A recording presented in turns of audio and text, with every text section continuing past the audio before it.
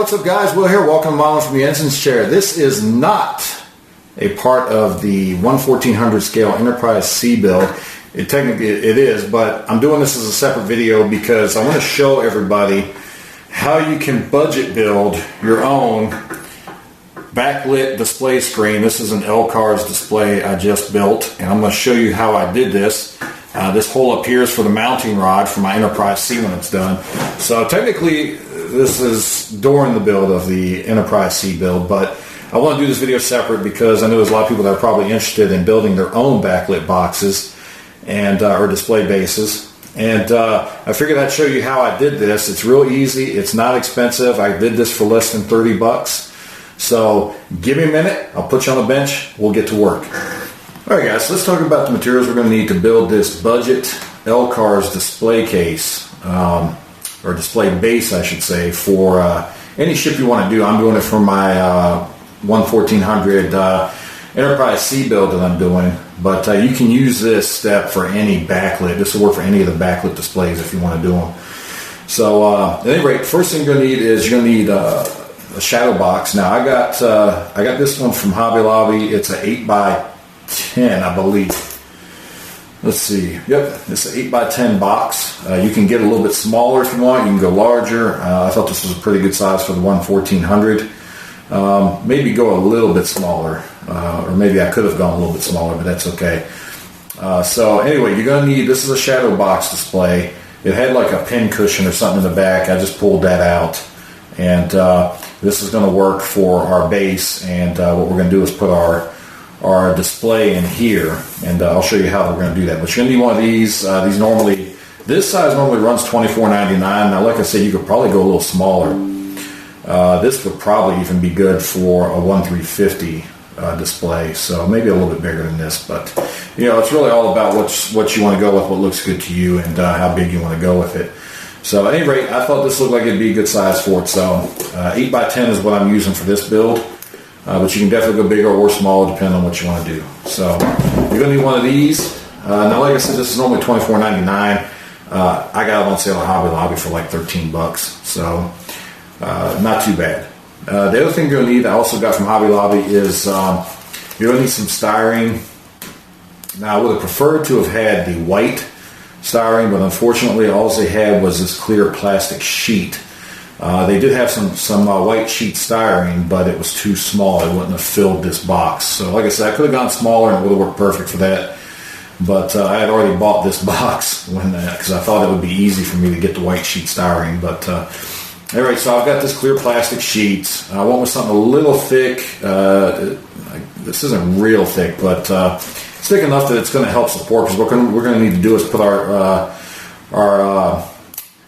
clear piece that our display is printed on here, and this will help give it some support, so it's not just sagging.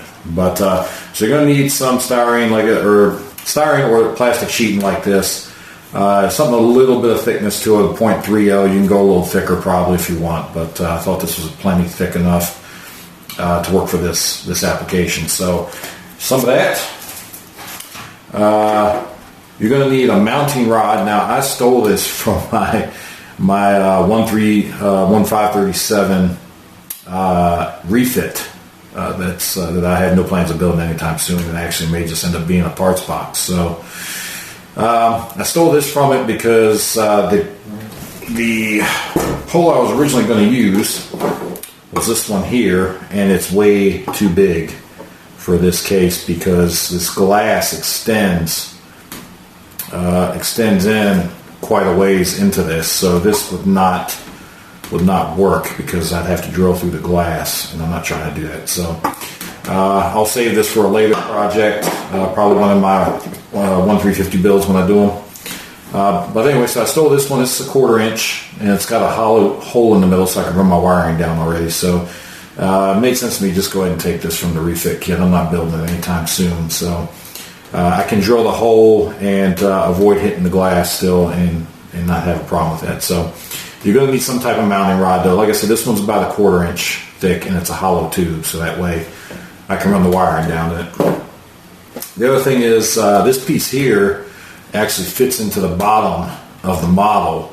It comes with the model. I had to take this one from my Yamaguchi clear model, obviously because this is clear, and because apparently one of my cats ran off with the one that goes with this model that I'm building, which is the opaque version.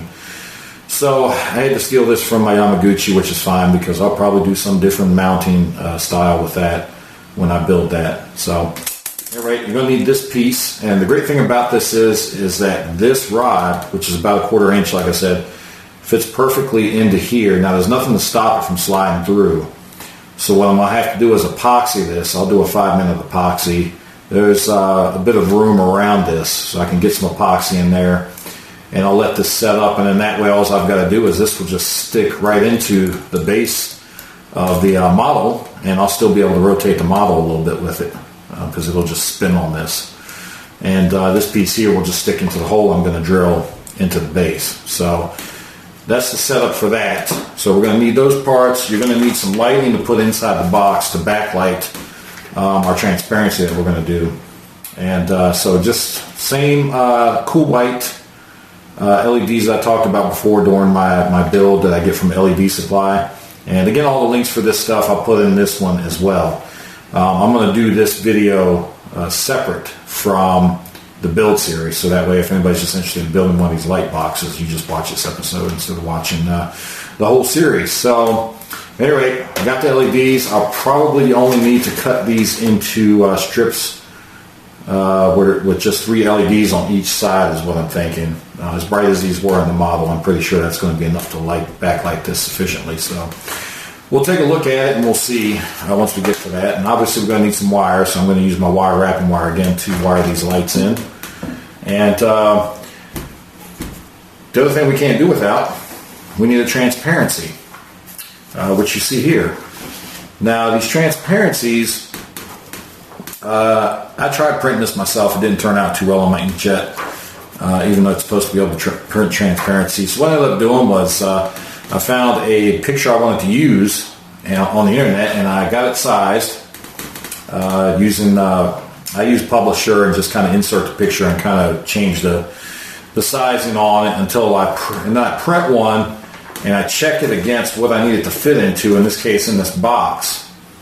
And once I get the dimensions to where it fits where I need it in the size of this glass here, then I'll go ahead and I'll save that file and I'll take it up to, what I do is take it up to Office Depot.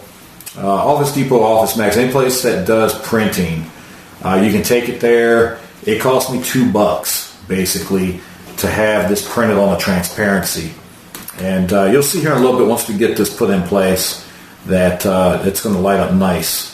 I already stuck it up on the window during the daylight and it lit up real nice. So that's the other thing you're going to need is transparency. So basically that's it. That's all we're going to need for this. May need to add some other stuff later depending on how evenly I can get the light lit on this. I'm a little concerned with not having the white styrene that it won't dissipate the light. I won't get enough light diffusion from this clear piece. So what I'm thinking I'll try to do if that's the case is I'll spray paint the back of this. I'll mist it with some white Tamiya paint. And hopefully that'll give me light diffusion if this isn't enough. So we'll get it together and see, and if that's the case, that's not hard to do. So anyway, first thing I'm going to do is, there's a couple things I want to do this box first. I don't want to, you can certainly leave it like it is and just drill a hole in it and be done with modifications to this. But I want to do it a little bit different. I want to have a little bit of contrast between this and the black background of the transparency. So what I'm going to do is I'm going to scuff this up a little bit with probably 800 grit sandpaper just to give it something for paint to hold on to. This isn't real wood, so I definitely don't want to use, I wouldn't use something harsh. I wouldn't use like 100 or that, because then you're going to gouge it and it won't sand very well because it's not real wood. It's composite, whatever you want to call it. But anyway, I'm going to scuff this up a little bit with 800 grit sandpaper. I'm going to put a coat of primer on it. And then what I'm going to do is I've got this gray violet paint, which is pretty cool looking. I like it. It's got just a tint of violet to it, and it's a gray. And I thought it would be good. I used this for my Airwolf build, and so I didn't use much of it because it didn't call for much of this. So I still got pretty much a full can here. But it's a really cool color. I don't think the camera picks it up really, but it probably just looks gray in the camera, but it's got just a shade of violet to it. And I think this would look good as a contrasting color to that black. So that's what I'm going to do with this to get this ready. I'm going to drill that hole. Basically, the first thing I'm going to do is measure out. We know this box is just under 10 3/4 inches. So we're going to need a mark about 5 1/8, I believe. 10 3/4. Nope. Just a little over 5 1/4. I'll have to count that out, but anyway, I'll get this centered up. I'll drill that hole. I'll get this painted, and we'll come back and take a look at where we're at and go from there. Stay tuned. Alright guys, so I got this painted up the way I wanted it. I got that gray on, that gray violet on, and I've also done a little bit of gloss white on the inside here to kind of help spread light around once I get the lighting put in. And drilled that hole, which like I figured is 1/4 inch. So rod drops right in place. And you can't see, but I drilled a little hole down here in the bottom, so when I run the wires down, they'll come out into the box. So that's all worked out. The only thing left to do really is start getting our graphic ready, and all we got to do is cut our transparency here, which I've already done. You just need to cut it out to the same size as the glass. So basically I'll lay the glass over this and center it up, and once I've got this centered, I'll just come back with my hobby knife and cut around the corners, and that's how I got it centered into the glass. And did the same thing for the plastic that's going to, the clear plastic that's going to back it. And what I've decided I'm going to try to do is I've just taken a piece of white printer paper. I think that's going to probably light or help even out the light better than painting this clear piece. So I'm going to put that on top of the clear piece. Let me get this glass out of the way. I'm going to have to clean that off before I put that in place. And then I'm going to take my transparency. Make sure I got anything on the back of that.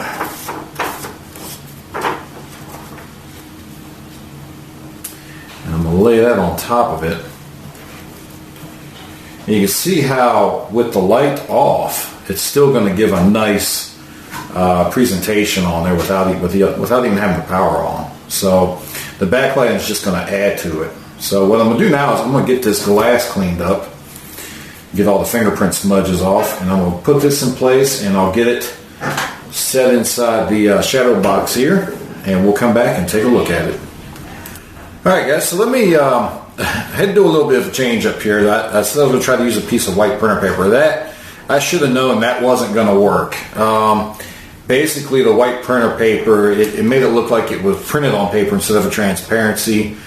And I should have kind of figured that it was going to have that effect, because you could also see the grain in the paper, because obviously paper is made out of wood. So you see the grain in the paper, and it didn't do a good job of distributing the light even. Matter of fact, I'll show you the picture real quick so you can see how that looked. And so you can see it didn't do a good job. It looks really washed out, and it just doesn't look good. So I didn't have, the only reason I even tried that was because I didn't have a big enough piece of sheet styrene to cover this 8x10 area. The evergreen styrene that I use, that I keep, they only sell it at Hobby Lobby in like a 6x12, I think, sheet it is. So 6 inches, so I had a gap of 1 inch on either side. And what I've done temporarily, I've got some larger sheets on order.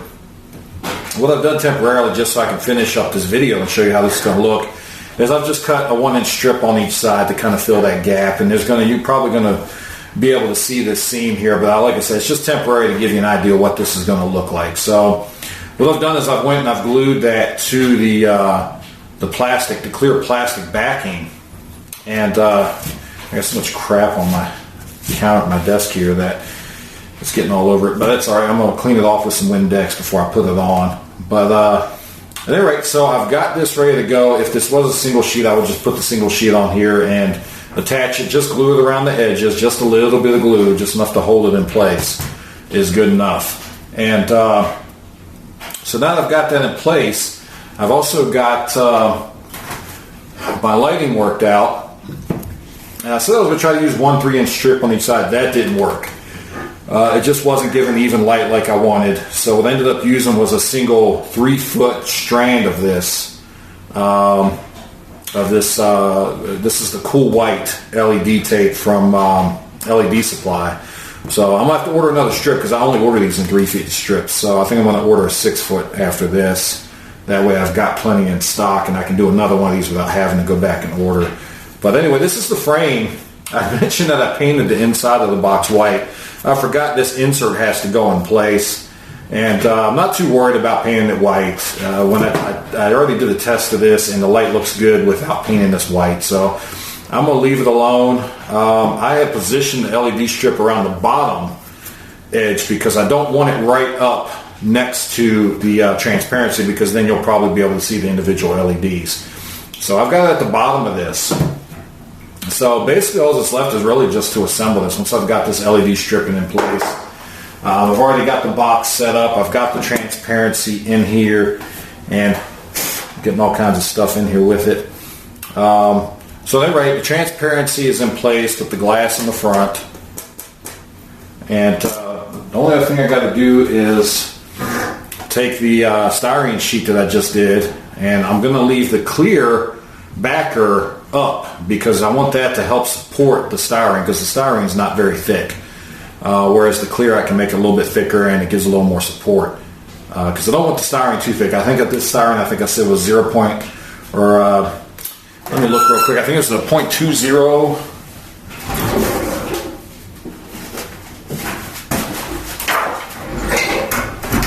Yeah, so this is the 0.020 evergreen styrene. And actually what I ordered was I want a little bit thicker with this. I went to a 0.030 is what I ordered for the larger sheet. I think that'll be good, and that'll also help keep this from doing any sagging at any point of that. So, at any rate, so we'll put this in place. Make sure I get all this stuff off of here. And we'll just drop this in place in here. Alright, that fits in. And then our spacer with our lights on it. Remember, the lights at the closer to the bottom of the base. So we got a little bit of a gap there at the top because we don't want it right up next to it. And that just drops in. And then I'll temporarily run my power cord through here. And I'll put the backer in place. And this isn't very thick. This is just like a picture hanging backer, which is fine. Put these tabs down. So now I've got my power wire hanging out. And I'll flip this over. And you can see, I mean, already, like I said before, even with no light, without the power on, you can see the display really nice. Let me move this. Let me turn this light off, actually, because we're going to turn this on in a second. But you can see it gives a nice presentation, even without the lighting on, with that white styrene backer. So let me grab my power cord. Need a longer power cord.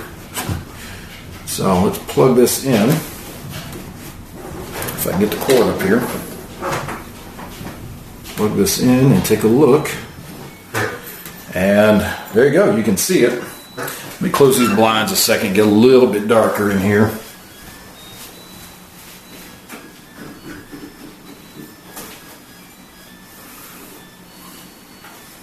All right.